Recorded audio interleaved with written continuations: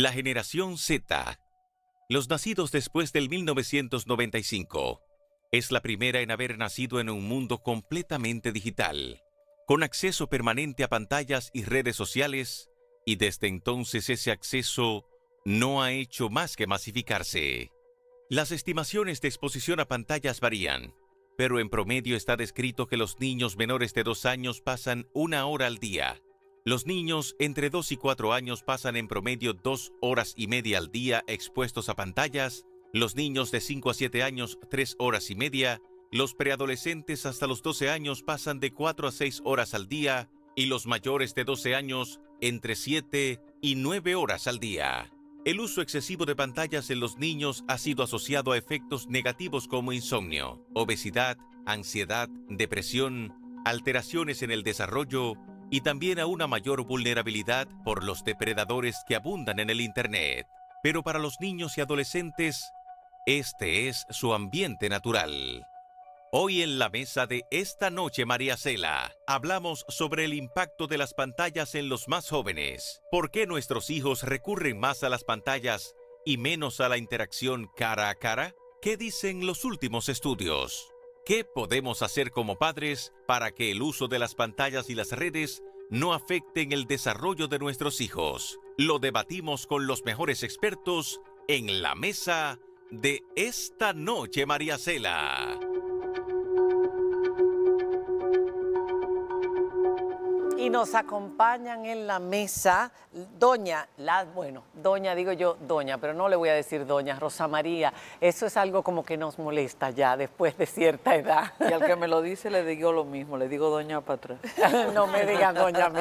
No, Rosa María Paliza, psicoterapeuta infantil y terapeuta familiar, a quien agradezco muchísimo que haya venido a esta mesa porque no va a televisión, no concede entrevistas a medios, pero está tan preocupada y sobre todo después de haber analizado este libro tan importante que ha disparado aún más las alarmas, quiere precisamente aportar a la población todas las conclusiones del mismo. Tiene con nosotros, viene acompañada también a su lado, al lado derecho, a una psicóloga, psicoterapeuta muy querida, doctora en psicología de esta mesa, porque ha colaborado en múltiples ocasiones, Vanessa Espaillat. Gracias por estar con nosotros, Vanessa. Es como siempre un honor tenerte. Ángel Almanzar, psiquiatra, y ustedes recuerdan, psiquiatra y además psicólogo, ustedes recuerdan que él fue encargado del Departamento de Salud Mental de Salud Pública e hizo un gran trabajo en esa época. Gracias por estar aquí. Ángel, siempre. Qué bueno volver a verte. Un placer. Y nosotros tenemos por el Zoom a nuestra querida Zuleika Morillo, psiquiatra infantil. Buenas noches, Zuleika. Gracias por acompañarnos. ¿Nos escuchas? Buenas noches. Sí, les escucho, siempre un placer y con gente muy querida y admirada en esa mesa que tenemos esta noche. Esta mesa está bomba. O sea que vamos a prestarle mucha atención y vamos a empezar con la tesis central de este libro titulado La generación ansiosa, que dice que la infancia ha sido reprogramada a través de 2 procesos simultáneos. Nuestra infancia, sobreprotección en el mundo real y subprotección en el mundo digital, y que se ha podido observar desde el 2010 al 2012, como decía el informe, como las tasas de ansiedad, depresión, autolesiones y suicidios adolescentes se dispararon, especialmente entre niñas, como uno de esos, como producto precisamente del único factor que pudo haber sido distinto en el ambiente, que fue el desarrollo de las redes sociales y el Internet. Buenas noches, vamos a empezar por ahí, hablando de esa tesis central. ¿Qué significa que hemos, y eso nos lo podemos imaginar perfectamente bien, una sobreprotección en el mundo real que no existía en el pasado? ¿Cómo la estamos ejerciendo y qué daño está haciendo eso a nuestros niños?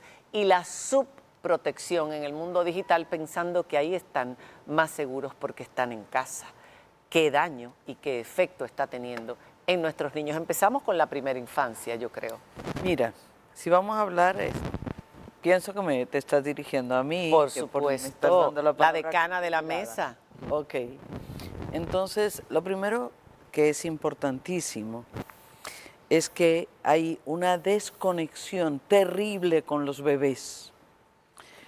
La mayoría, hay una serie de trastornos psicológicos posteriores, sobre todo los trastornos de personalidad, que se definen antes de los 4 o 5 años, lo que va a pasar en el futuro. Entonces, ¿qué pasa? Tenemos madres ahora que amamantan mirando series y el bebé de manera natural busca el ojo de la madre y no lo encuentra. Cuando un bebé nace, según la madre lo recibe, de manera instantánea, el niño tiene contacto visual. Estamos viendo cantidad de un aumento masivo de conductas autistas en niños. Y lo primero que hacemos los terapeutas es prohíbale todas las pantallas. Estamos viendo bebés adictos a pantallas. Y estamos viendo una desconexión en contacto físico, contacto emocional. Se ha perdido la capacidad de jugar con un bebé a que haga una viejita. Yo le pregunto a las madres, ¿usted jugó qué linda manita con él? Ay, no. Entonces, todo lo que es... ¿Cómo influye en el desarrollo neuronal de ese bebé? Ajá. Las cosas que nosotros las tomamos por sentado, que son naturales o que eran en el pasado Sí. naturales, en esa interacción madre-criaturita, bebé. Ok. Un niño de 10 meses responde a su nombre. Pero para que responda a su nombre tiene que haber sido llamado muchas veces por su nombre. La constitución del yo mí mismo solo se puede hacer si yo he sido el tú de otro. Si yo no soy el tú de otro, que me incluye en un lenguaje, en una cultura, en una manera de dar afecto, la empatía se adquiere en los 2 primeros años de vida. La empatía luego hacia otras personas. Claro, Yo la aprender a aprendo. amar, aprender a querer, aprender a conectar, saber quién soy, dónde yo pertenezco. Un niño de 2 años sabe perfectamente papi, mami, tía, abuela, yo, mío. ¿Y A los 2 años y medio un niño sabe qué quién estamos haciendo, qué están haciendo las nuevas generaciones de padres? Porque usted hablaba del autismo y eso me Yo no preocupó. digo que sean autistas, yo Exacto. digo un aumento masivo de conductas autistas. Yo estaba leyendo un dato que a mí me sorprendió, que el diagnóstico ha aumentado, que se ha convertido en una pandemia, que ha Sí. aumentado casi un 6.000% en los últimos 30 años, según el psiquiatra Christian Plebs, y que decía que hoy día 1 de 35 niños está siendo Era así diagnosticado. cuando yo estudié, pero ni de lejos, estábamos hablando de 1 en miles.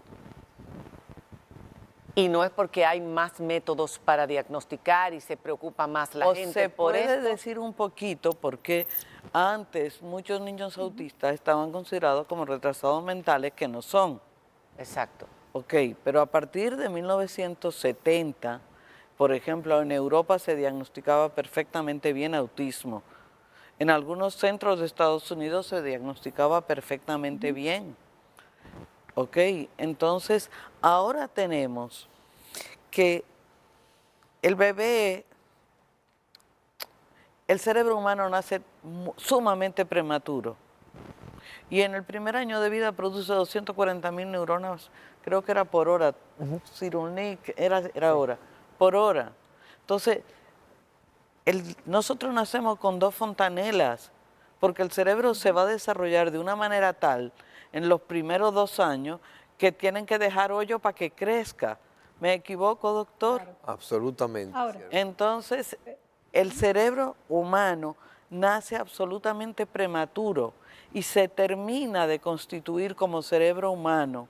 Se desarrolla el neocórtex en los primeros 2 años y medio de vida. ¿Y qué necesita? Y lo que necesita un niño para desarrollar el neocórtex es el proceso de inclusión en una familia. Entonces ahora resulta que los padres han perdido el horario de trabajo porque lo pueden llamar de su oficina a las 9 de la noche para que presente algo mañana al otro día. ¿Ok? Entonces ya no es que trabajamos hasta las 6 de la tarde, que ya no se sabe hasta qué hora la gente trabaja. Y estamos mucho en una computadora también. Ok, estamos tanto en una computadora que estamos atendiendo a los recién nacidos, cero estimulación a la socialización, cero estimulación al contacto humano, y entonces estamos atendiendo a los bebés para bañarlos, alimentarlos y cuando lloran. Y entonces el tiempo de lo que se llama el proceso de humanización se lo estamos dejando a una pantalla. Y entonces lo que antes era la mantita de seguridad, ahora es el celular de los bebés. Que de los padres, generalmente. Que Generalmente, claro, pero es que están diseñados, todos los programas de bebés están diseñados también para que el bebé se hipnotice y salga de la realidad. Y con el agravante, Vanessa, préstame tu celular, de que la televisión estaba un poco más lejos y el niño tenía visión periférica del mundo. Y ahora están aquí.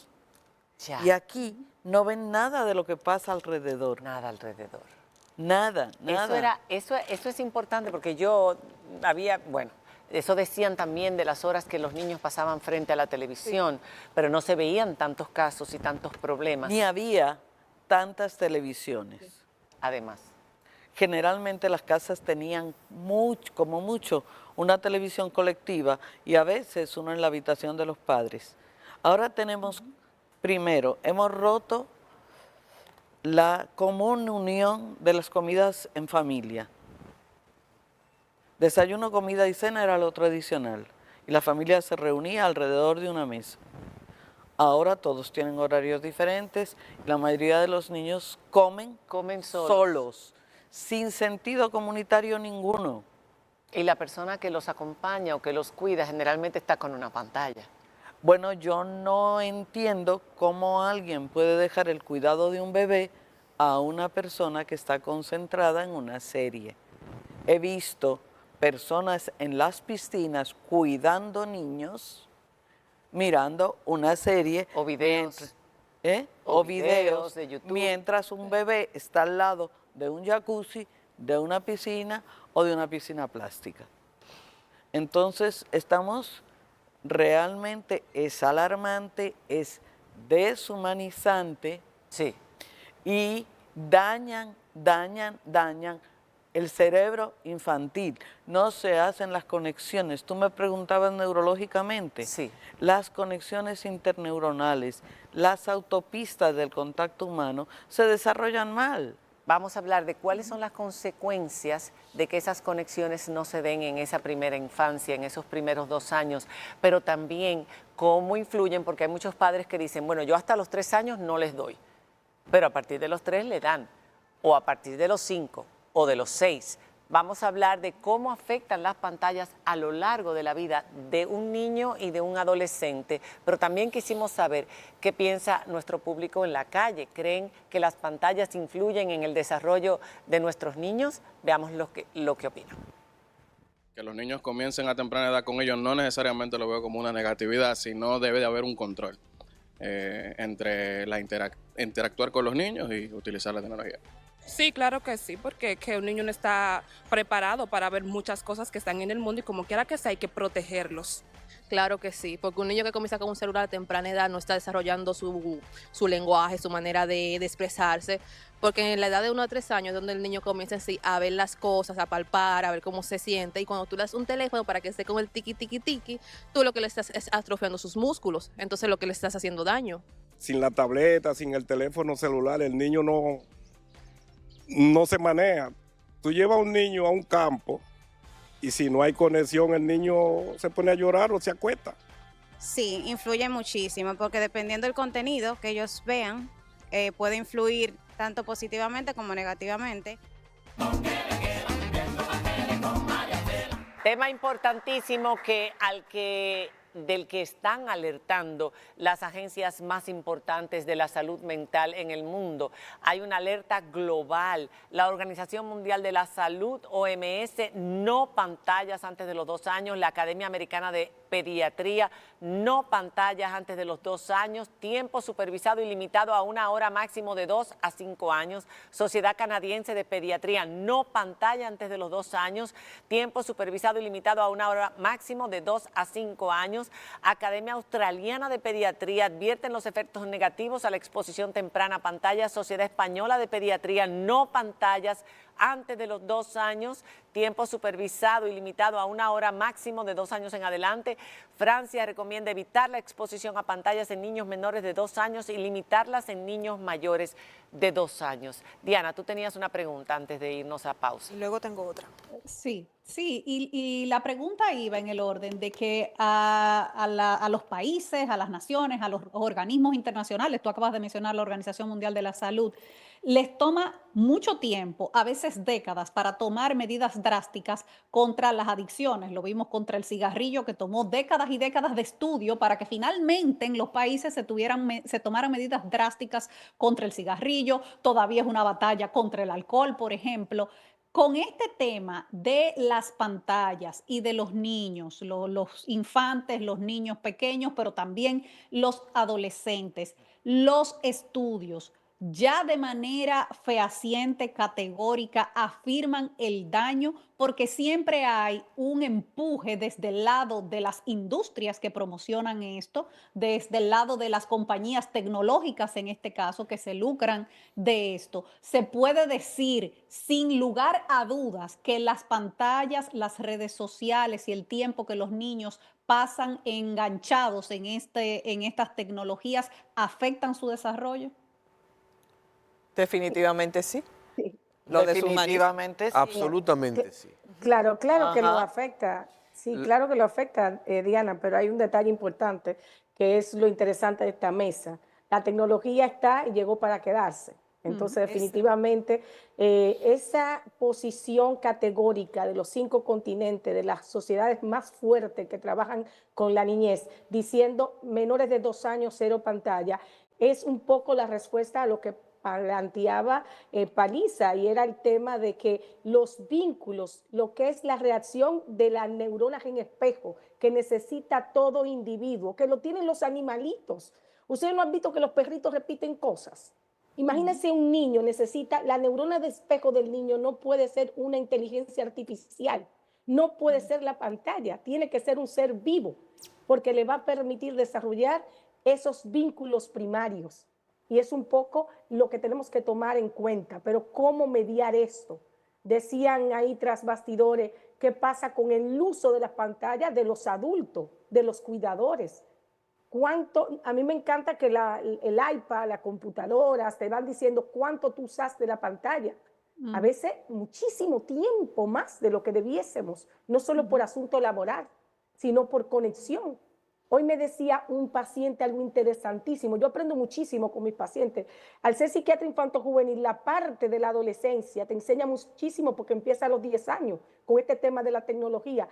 Él me decía, yo prefiero hablar con ese compañero sin cámara porque yo sé que él se siente bien y yo me siento bien. Fíjate, ellos han desarrollado cómo vincularse, pero sin embargo no pueden hacerlo cara a cara, mirándose a los ojos. Entonces, ¿cómo entrar a mediar esto? ¿Cómo entrar a colaborar? Pero tenemos que empezar por los adultos.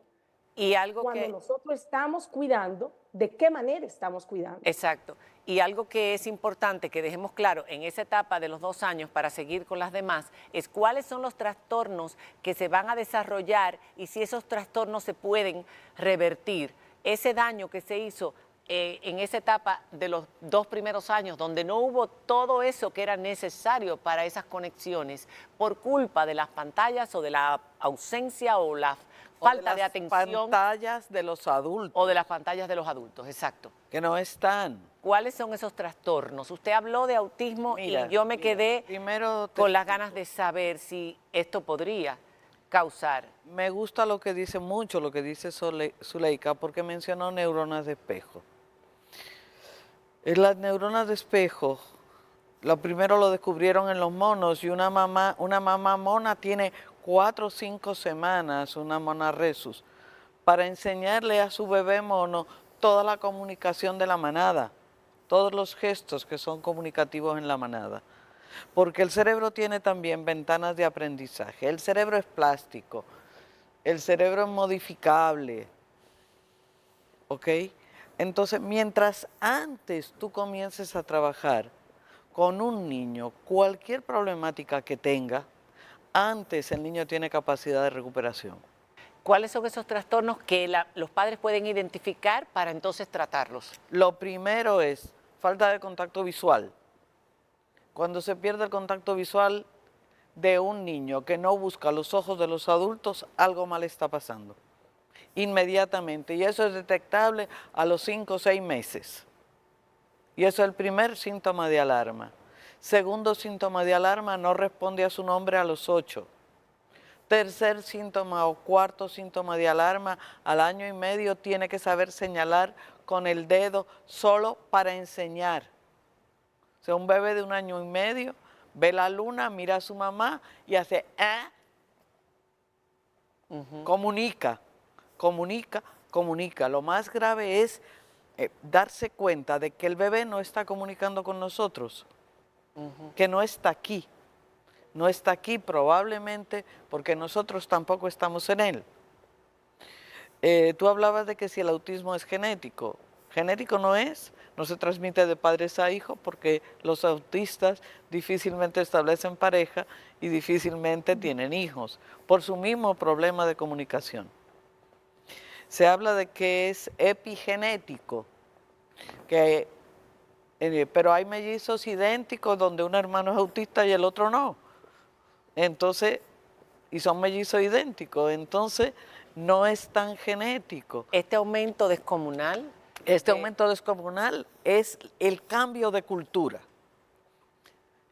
La cultura ha cambiado, la humanidad ha creado vínculos, lazos, familias, unión. Todas las manadas de animales que están jerarquizadas comen juntos a la misma hora. No comen uno adelante y otro atrás. Establecen horas de comida, establecen horas de socialización, establecen horas para crear vínculos. Y nosotros estamos perdiendo absolutamente todo eso. Entonces, la alarma es grande. Yo estoy aquí porque el tema me asusta. Hay una situación también, por ejemplo, el problema del manejo de la autoridad con los niños, ponerle límite a los niños. Los padres tienen miedo de ponerle límite a los niños ahora mismo y es más fácil tú tener como una niñera un iPad o un celular que decirle al niño, ya está bueno, no se puede, este es el tiempo que tienes que utilizar para poder usar la pantalla, no puedes usar más tiempo. Entonces también la falta de autoridad, la falta de norma está haciendo que los niños se vuelvan tiránicos, que sean niños sin límites, que sean niños que se creen, vamos a decir, que todo tiene que dársele y que, vamos a decir, no tienen capacidad de espera y no se frustran muy fácil. No tiene capacidad de soportar frustraciones, Vanessa. Entonces, un niño sin límite es un niño inseguro porque no sabe lo que debe hacer y lo que no. Los niños necesitan padres que establezcan autoridad. Los niños obedecen, los adultos guían No y se mandan. le tiene por qué dar Y por la misma vía, me encantó esa presentación de Diana hace un rato. Habló del cigarrillo, habló del alcohol y habló de la industria. Sí. E incluyó estos aparatos en la industria. Pero hay un gran pero. Es verdad, la industria durante muchísimos años utilizó todos los medios a su alcance para que el cigarrillo no se declarara lo negativo y perjudicial que era. Pero en este caso, con los niños, los adolescentes y estos aparatos, no es igual.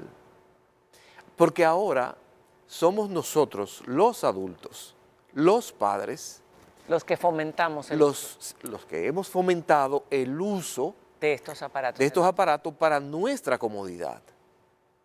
Pero los hijos de los tycoons de los Silicon Valley no los usan. No los usan. Steve No Jobs los pero usan. le dio un iPad. No los Pero usan. hay un tema Ellos importante, saben era- más. Era por ahí que iba mi preocupación. Cuando yo crecí, loba, en Cotuí, feliz de la vida, jugaba trúcalo, no tenía internet, no tenía ni mucha televisión porque casi no había luz. No había muchas cosas. Entonces, ahora es un gran reto tener los niños en esta era, porque hay una realidad, este es su nueva hábitat, es el hábitat nuestra, donde los padres de esta generación están todo el tiempo o trabajando o entretenidos, porque muchas veces entretenimiento, como la serie que mencionaba Rosa, pero hay un nuevo hábitat. Y yo me pregunto, ¿cómo entonces se puede manejar? ¿Es totalmente anularlo o hay una manera correcta de llevar y manejar las redes? Las redes no, la tecnología y las pantallas, ¿se puede hacer? Sí, claro lo que que sí. pasa es que la tecnología nos invadió de golpe antes de que la humanidad tuviera tiempo de adaptarse a ella y de conocerla. Como bien dijo Zuleika, todo esto vino para quedarse, Sí. pero no hemos tenido el tiempo de aprender a incluirlo de manera sana.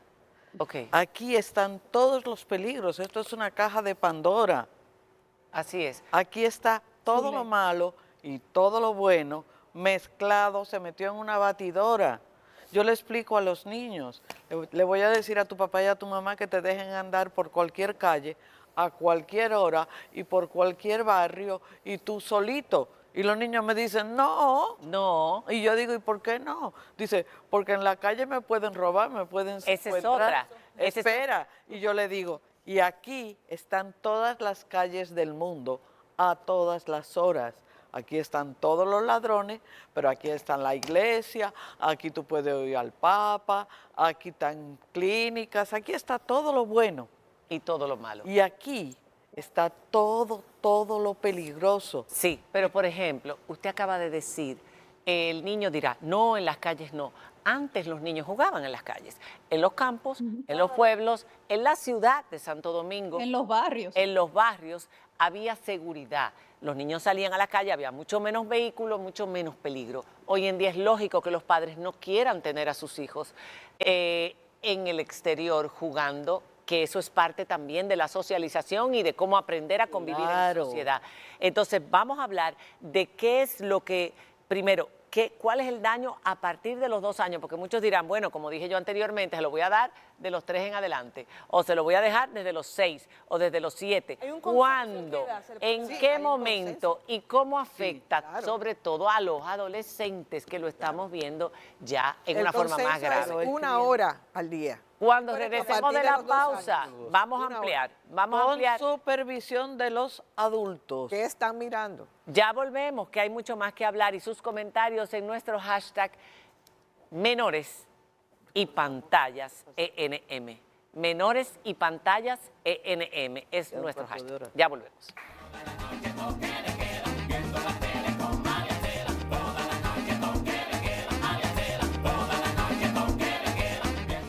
Sobre los Bueno. peligros de chat. Aquí me está mostrando, Rosa María, ¿quién mejor que la misma inteligencia artificial para decirnos de qué es capaz?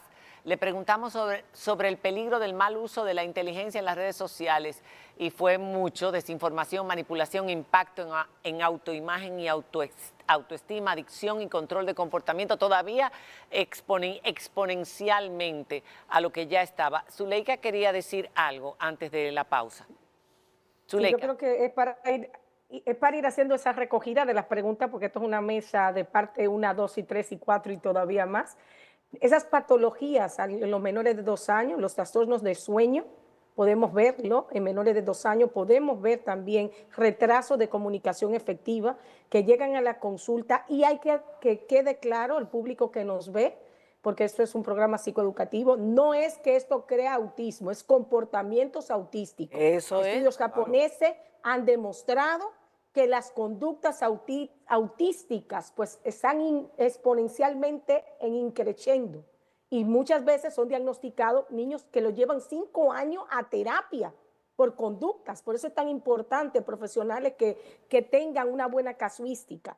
Y luego en los adolescentes, lo comentaban, ¿qué crea todo esto? Pues la depresión, la obesidad, fíjate, ese sedentarismo del uso indiscriminado de la tecnología, la ansiedad. Pero ¿qué pasa con eso? Atención, son síntomas de estas condiciones, no necesariamente el diagnóstico. Por eso tiene que estar bien claro, un buen acompañamiento, porque hay una tristeza que presenta muchos de estos pacientes porque están conectados solo a través de estos medios, no saben tener contacto. Y decíamos, ¿qué tenemos que hacer? Lo decía Rosa, lo decía el doctor Almanza, la supervisión, pero nos cuesta supervisar. Y yo le quiero agregar, seamos dadores de input dopamínico. ¿Qué significa esto? ¿Qué es lo que nos da este pasar rápido de mensaje que te entra? Es un input de dopamina. ¿Y qué es la dopamina? Eso que nos permite prestar atención, que nos eleva un poquito. Entonces, ese input dopamínico necesita ser mediado por las relaciones interpersonales, que a veces no lo tienen los niños con los padres, con los profesores. No se cansen, sean dadores de input dopamínico. Somos seres para vivir en el encuentro, somos seres sociales y lo que hacen estos medios es de alguna manera individualizar la vida y desconectarte.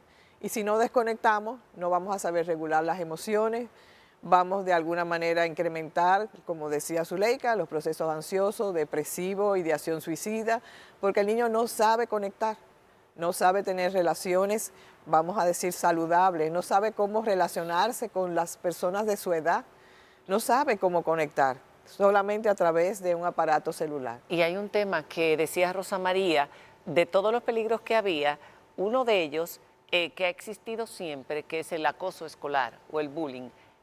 Con estos aparatos y las redes sociales se exponencializa de una manera que en la película Adolescencia o en la serie Adolescencia que estuvimos viendo en Netflix, nos dimos cuenta de cómo puede llevar a cambiar la personalidad de un niño totalmente normal, porque el acoso es ahora multiplicado por muchos en emoticones y en mensajes de todo tipo, que antes era uno, el pesadito que te hacía el bullying, ahora cientos de personas de un colegio. El tema es que hay un desfase entre todo lo que es el avance tecnológico, la facilidad en la información y el desarrollo del ser humano y la cognición. Entonces, ese desfase ligado a este mundo social de competencias, de peticiones insaciables para que uno dé, para que uno sea mejor, para que uno sea más competitivo. Y el niño que no tiene tableta es un niño que está retrasado con relación a los otros, piensan los padres. Absolutamente. ¿Puede Entonces, tener un adolescente redes sociales? es que ahí vamos a lo mismo, vamos a que hay redes que la información está abierta. El que tiene el acceso al aparato, ¿de qué manera a un adolescente se le impide que tenga Instagram? ¿Lo impide Instagram? No lo impide Instagram. Los padres. No, el gobierno los padres. El gobierno australiano está multando con $3 millones si cualquier australianito de menos de 16 entra a Instagram o a TikTok. Las compañías dijeron que ellos no tenían cómo discriminar. Claro que no iban a tenerlo. Claro que no. El gobierno australiano. Hasta que no se regule, ¿Y qué está haciendo no lo el van a gobierno tener. australiano? Les contestó, pero nosotros sí sabemos exactamente La edad que tiene. La edad que tienen. Con mucho gusto les vamos a pasar la información, toda nuestra base de datos, y tenemos cómo saber si nuestros adolescentes menores de 16 están entrando a Instagram o a TikTok. Esa es noticia de último grado. En Francia, por ejemplo, están pidiendo que a los jóvenes no se les dé teléfono inteligente hasta los 15 años porque no saben manejar las redes sociales. En toda Europa ahora mismo se están diciendo lo siguiente: los niños no van a tener iPad en la escuela. Lo que van a trabajar ahora es de nuevo con cuadernos y lápices. Sí. Están echando para atrás exacto, eso que se puso tan de moda. En el norte de Europa está todo el mundo diciendo Finlandia, 0 iPad en la escuela. Cero pantallas en las escuelas. Entonces, el gobierno esto es importante. sueco la retira. Esto es importante, decirle a los padres qué dosis de pantalla, si es que se les puede dar, qué contenido en esas pantallas. Es decir, puedes tener un teléfono, pero no necesariamente que tenga internet o que tenga redes sociales. Y si las tienes, qué dosis a partir de qué etapa de la vida. ¿Hasta qué etapa? Nada de nada. Bueno, por ejemplo, jóvenes de 11, 12 y 13 años, en mi consulta, todos ellos o muchos de ellos han estado siendo acosados por agresores adultos en las redes, porque no tienen la capacidad del autocuidado. O sea, que darle a un muchacho de 11, 12, 13 años un teléfono inteligente es ponerlo en medio de una situación crítica. Prohibir el uso de redes sociales antes de los 16 años. Bueno, en muchos países lo están haciendo. El libro esa es una de las conclusiones, prohibirlo antes de los 16 años. ¿Qué decirle a un chico? Perdón, María Cela, Vanessa, antes de que se vaya con ese tema, porque todos los padres vamos a pasar por ahí de la presión de nuestros hijos de quiero un teléfono, quiero un teléfono, quiero un teléfono. Claro. ¿Cuál es el argumento que hay que decirle Eso mismo. a ese niño de por qué yo no te voy a dar un teléfono? ¿Qué decirles? Lo primero es, yo soy tu papá y digo que no, punto, y se acabó. Ahora los padres no tienen capacidad de hacer eso. Ahora, pero si el padre está Pero todo el aparte tiempo de con el eso, aparato. Pero aparte de eso, prohibir no funciona. Funciona educar. Pero si el educar padre, Rosa desde María, pequeñitos, si el padre, desde decirle a un niño de 6 años, ten cuidado que allá hay mucha gente que son ladrones. Pero si el padre está con el teléfono y el niño, el joven lo ve, el adolescente, entonces tú sí puedes estar aquí. Exacto. Sí. Sí. Yo sí puedo beberme una copa de vino. Exacto. Tú no, la ley te lo prohíbe. El tema es, el tema es que papá y mamá tienen que darse más a sus hijos, compartir esa socialización de la que habló Rosa María hace un rato, ese acuerdo de comunicación, ese acuerdo de compartir, de aprendizaje en espejo. Sí. No es solamente desde la infancia más temprana. Es a lo largo de toda la vida. Es a lo largo de toda la vida. Claro. Y si papá no está presente y no se da, no ocurre lo que dijo Zuleika hace un rato con el famoso gancho de dopamina. Yo necesito, como hijo de 11, 12, 13, 14 años... Ese gancho de dopamina. Sí, que tú me des ese gancho de dopamina. Si tú vas a prohibir, por ejemplo, las redes, tú tienes que darle algo diferente a tus hijos. A cambio. Que es tu compañía, jugar con ellos, juego de mesa, salir al parque, irte a la playa con ellos, irte al campo, generar, por ejemplo, conversaciones inteligentes, llevarlo a un museo, enseñarle cultura, ¿verdad? Leer para que ellos tomen el ejemplo también de leer igual que tú y puedan compartir y humanizarse, porque si no perdemos la cultura. El libro también da otra recomendación, escuelas sin teléfonos, guardar los dispositivos durante la jornada escolar, y termina diciendo mucho más juego libre, no supervisado, para que tenga autonomía progresiva. Claro. La creatividad se da a través del juego. La resolución de miedos se da a través del juego. Cuando un niño juega al doctor, el miedo al doctor baja. Los juegos de roles son fundamentales. Los juegos de yo juego a esto, yo juego al doctor, yo juego al pobre, yo juego al mendigo, ahora vamos a jugar que yo soy un niño limpiavidrio, ahora vamos a jugar que yo soy un niño, que yo soy un actor de cine. Todo eso se está perdiendo y entonces se pierde el aprendizaje para la vida.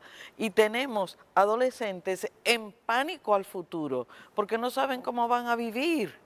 Porque fueron sobreprotegidos. Cuidado, no te subas ahí, el niño no puede salir, el niño no puede hacer no pudieron desarrollar confianza en sí mismos, y no ni tuvieron creatividad, ni seguridad. Ok. Zuleika, ¿estás de acuerdo?